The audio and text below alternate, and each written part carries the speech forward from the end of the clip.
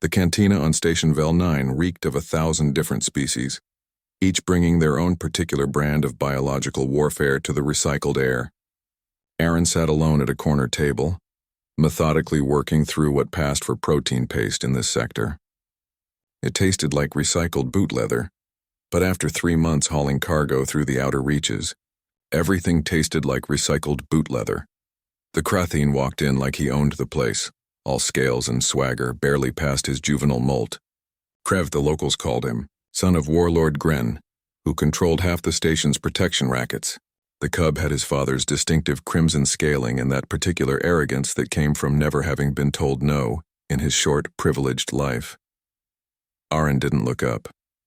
He'd learned that lesson early in his time among the galactic community. Eye contact was often interpreted as challenge, and challenge meant bloodshed. Humans were weak by galactic standards, no claws, no natural armor, no venom sacs. Just soft skin and fragile bones that broke so easily against the universe's harder children. Krev's entourage, 3 other, Kratheen cubs and a nervous-looking Vexillian, spread out behind him as he approached Aaron's table. The human could feel their eyes on him, could sense the anticipation crackling in the air like ozone before a storm. Human, Krev hissed, his translator rendering the word with maximum contempt. You sit in my booth. Aaron slowly set down his spork. Didn't see any names carved in it. The cantina went quiet. Even the automated bartender seemed to pause mid-pour. Krev's crest flared, a threat display Aaron recognized from a dozen previous encounters with his species. Everything on this station belongs to my father. That makes it mine. Then I'm sure your father paid for my meal too, Aaron said evenly. Thanks for that. The cubs behind Krev laughed, but their laughter had a cruel edge. They were waiting for their leader to make his move, to show this soft-skinned mammal its place in the galactic hierarchy. Krev leaned over the table, his massive frame blocking out the overhead lighting. His jaw split open in a Kratheen grin, revealing rows of serrated teeth designed to tear through hull plating. Then with deliberate slowness he worked his venom glands and spat directly into Aaron's remaining food. The yellowish fluid hissed as it hit the protein paste, bubbling and steaming. Mildly caustic, Aaron's mind cataloged automatically. pH around 2.5. Capable of causing chemical burns to most carbon-based life forms. Crave straightened, satisfied. Now it's seasoned properly for human trash.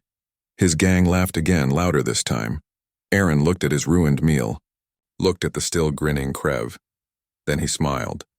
Not a friendly smile, but something older, something that reached back through 50,000 years of human evolution. Back to when his ancestors had stared down cave bears and saber-toothed cats and decided they were hungry enough to try. Perfect, Aaron said quietly. You're the main course now. The laughter died, Krev's crest flattened in confusion. What did you... Aaron moved. Humans weren't strong by galactic standards, but they were persistent.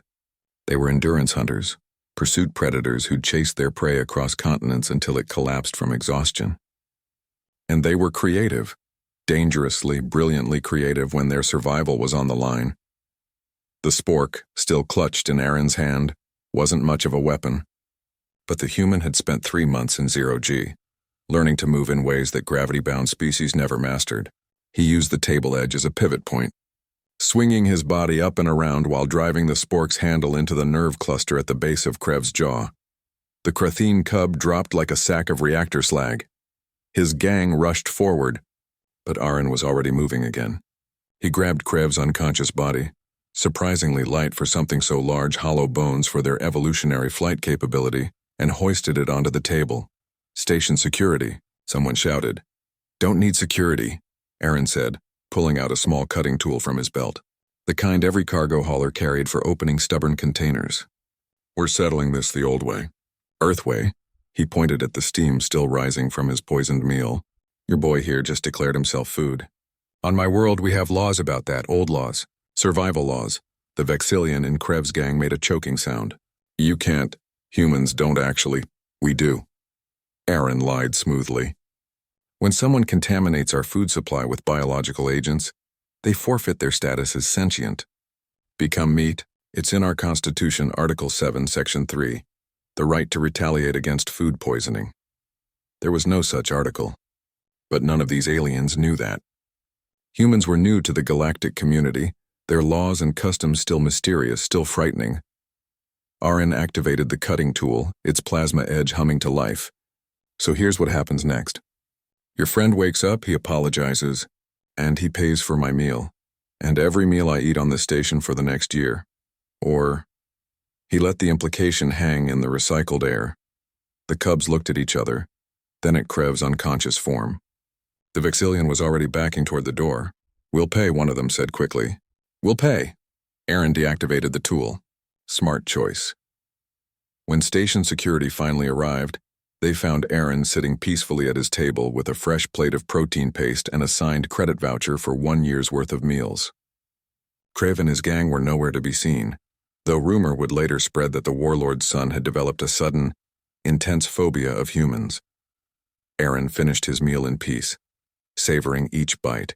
It still tasted like boot leather, but victory had a flavor all its own. In the galaxy's hierarchy of predators, humans had learned an important lesson. You didn't need to be the strongest. You just needed to be the craziest, and sometimes that was enough.